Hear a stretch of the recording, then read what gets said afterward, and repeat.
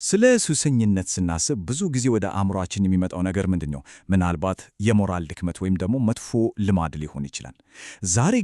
ዛሬ ሱሰኝነትን ትንሽ ከተለየ አቅጣጫ ነው የምንመለከተው። እንደ አንድ ውስብስ ነገር ግን ልንረዳውና ልናሸነፈው የምንችለው ሁኔታ አድርገን ማለት ነው። እስቲ እንግዲህ ወደ ጥልቁ እንዝለቅ። ይሄ አባባል ለውይይታችን በጣም ጥሩ መነሻ ነው። ዋናው ነጥቡ ሱሰኝነትን በውግዘት ወይም በፍርድ ሳይሆን በመረዳት እንድንቀርበው ነው የሚያበረታታን። ቀላል ልማድ አይደለም፣ ውስብስብ የስነ ልቦና እና የስነ ሕይወት ትስስር ነው ሲባል ግን በትክክል ምን ማለት ነው? እሺ እንግዲህ አብረን የምንሄድበት መንገድ ይህን ይመስላል። መጀመሪያ ሱሰኝነት ምን እንደሆነ እናያለን። ከዛ እንዴት እንደሚሰራ፣ ከየት እንደሚመነጭ፣ ምልክቶቹ ምን እንደሆኑ እንለያለን። በመጨረሻ ደግሞ ወደ ማገገም ስለሚወስደው የተስፋ መንገድ እንመለከታለን። እሺ በመጀመሪያው ክፍላችን እንጀምር። ሱሰኝነት በትክክል ምንድን ነው? ከመዝገበ ቃላት ትርጓሜ የዘለለ በጣም ጥልቅ የሆነ ምንነት አለው። እዚህ ጋር አንድ በጣም ወሳኝ ነጥብ አለ። ሱሰኝነት በድንገት የሚከሰት ነገር አይደለም።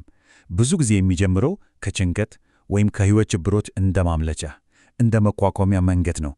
ነገር ግን ቀስ በቀስ በጣም በዝግታ መቆጣጠር ከሚቻል ምርጫነት ወደማይቻል አስገዳጅ ሁኔታነት ይቀየራል። የነፃ ምርጫን ቦታ ይተካል የሚለው ሐሳብ እጅግ በጣም ወሳኝ ነው።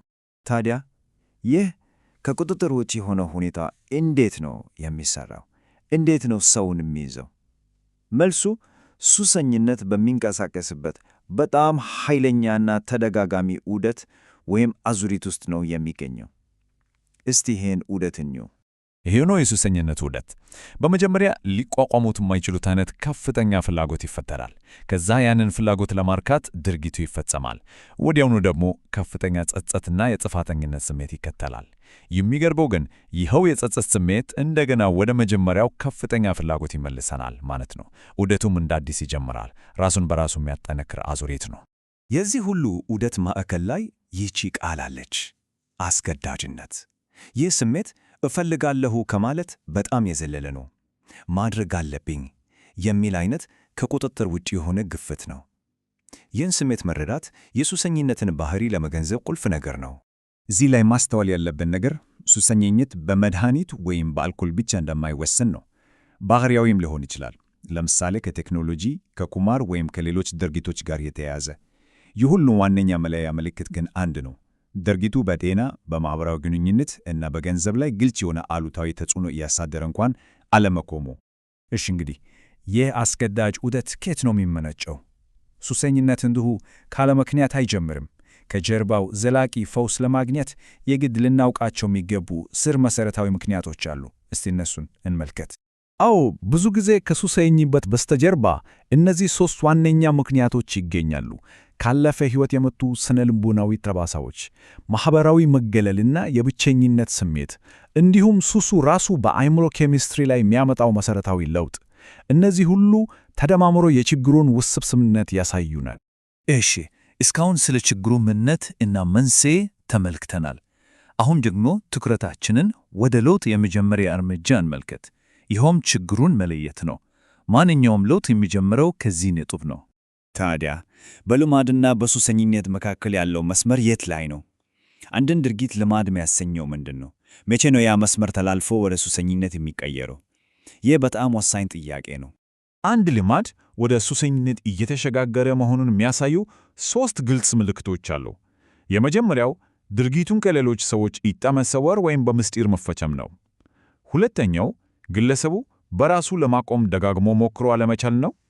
ሦስተኛውና ዋነኛው ደግሞ ድርጊቱ በዕለት ተዕለት ሥራ፣ በትምህርት ወይም በሌሎች ኃላፊነቶች ላይ እንቅፋት መፍጠር ሲጀምር ነው።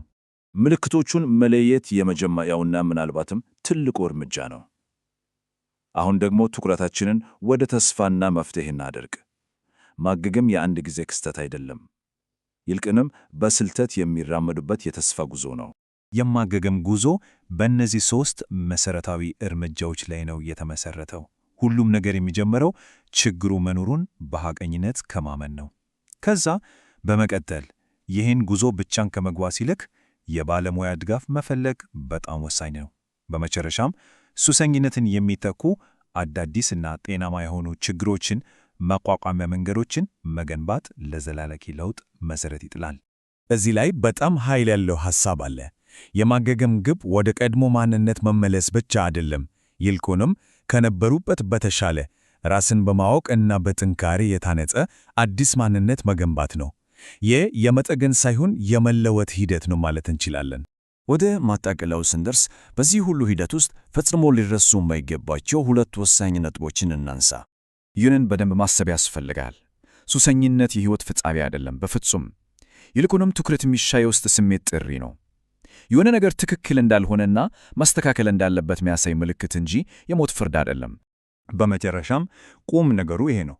ማንኛውም ሰው ማንም ቢሆን በተገቢው ድጋፍና በራሱ ቁርጠኝነት ወደ ተሻለ እና ምርጣማ ሕይወት መመለስ ይችላል። የመጀመሪያው እርምጃ ለለውጥ መወሰንና እርዳታ ለመጠየቅ ድፍረት ማሳየት ነው።